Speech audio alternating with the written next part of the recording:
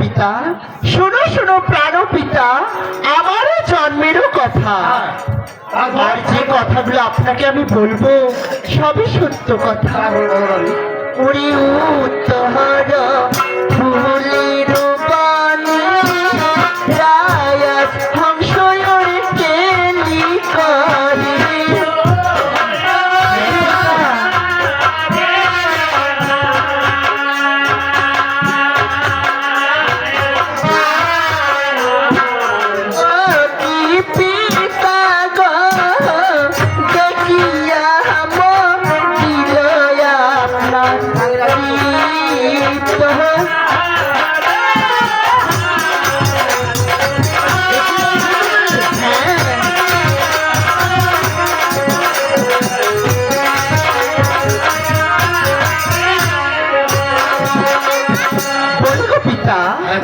তারপর আপনি একদিন নন্দীশ্বর উত্তর কমল ফুল বাগান পরিদর্শন করতে গিয়েছিলেন, আর সেখানে যাবার প্রতি দুটি রাজহংসের নৃত্য এবং কেলি থেকে আপনার নিজের ধন টলে পড়েছিল, আর তখন আপনি নন্দীর কথা মতো জলে স্তব করেছিলেন, আর স্তব করার সঙ্গে সঙ্গে একটি পদ্ম পাতার জন্ম হয়েছিল, আর নিজের ধন রেখেছিলেন আপনি পদ্ম পাতার উপরে, আর সেখানে একটি অলৌকিক ঘটনা ঘটেছিল পিতাজি।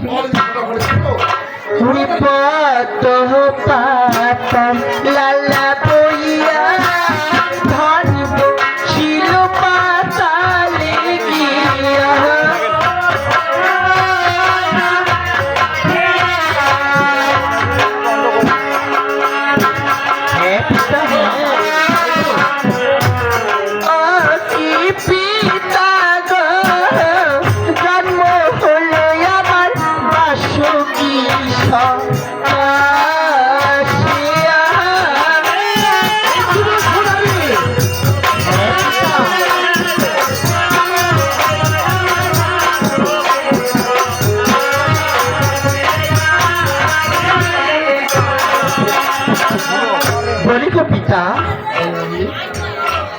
পদ্ম পাতার লালা বই ধন বসেছিল পাতালে গিয়ে, আর জন্ম হয়েছিল আমার বাসকি নাগের ঘরে।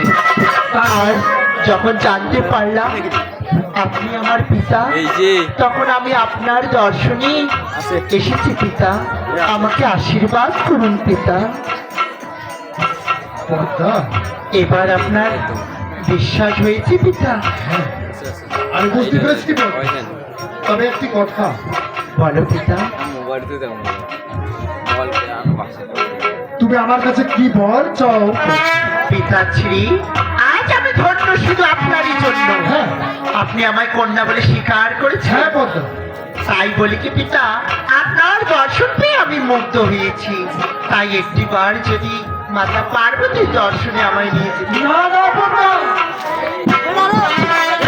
সম্ভব নয়। কেন? কেন আমি মায়ের দর্শনে যেতে পারবো না পিতা? কারণ তুমি অর্জুন সম্মানকারী। আপনি বলতে চাচ্ছেন আমার মাতা আমার স্বীকার করবে না? না, আপনি হয়তো জানেন না পিতাশ্রী, একটি মা সন্তানের মা ডাকের কাঙ্গালিনী। যখন কোনো সন্তান মাকে মা বলে ডাকে না, মায়ের হৃদয় শীতল হয়ে যায়। একটি মা শুধু মা ডাকের কাঙ্গালিনী গো। তাই যেভাবে হোক না কেন আপনি আমায় নিয়ে চলুন, আমি মায়ের মন জয় করে দেব পিতা। তবে একটি কথা বলতে। তবে কি কথা পিতাশ্রী? আমার হাতে কুমার খেলা রয়েছে, তুমি সেখানে যদি স্পর্শ তুমি সেখানে স্থান দিতে পারো, তাহলে তোমার মার সঙ্গে তোমার সাক্ষাৎ। বেশ পিতা। তোমার কি কথা? কি কথা পিতা? এই কুমার খেলা যদি তুমি প্রবেশ করো, সেখান থেকে তোমার মাকে দেখতে পারবে। আচ্ছা, তোমার কিন্তু বের হওয়া কখনোই যাবে না। আমি আপনার কথা মতো ওই কুমন্ডল থেকে মাকে দর্শন করব, আর যখন আপনি আমায় বলবেন তখন আমি ঠিক বের হবো। হ্যাঁ কথা ঠিক আমার আছে। এটা হচ্ছে আদেশ। বেশ, আমি কেন এই জগত সংসারে প্রত্যেকটি সন্তানের কর্তব্য তার পিতা মাতার আদেশ মেনে চলা।